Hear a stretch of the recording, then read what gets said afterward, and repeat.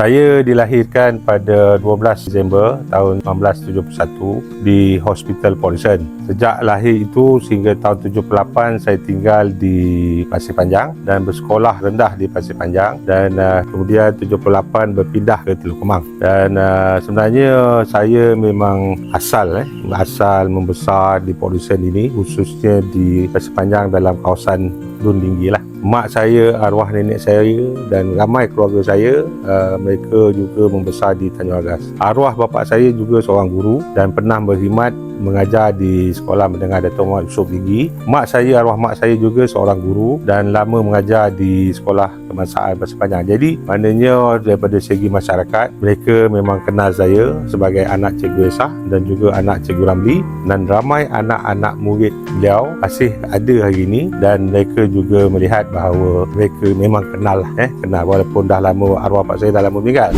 Arwah ibu beliau adalah cikgu saya di waktu sekolah, dan memang beliau memang orang asal Tinggi lah, memang orang asal Polisen.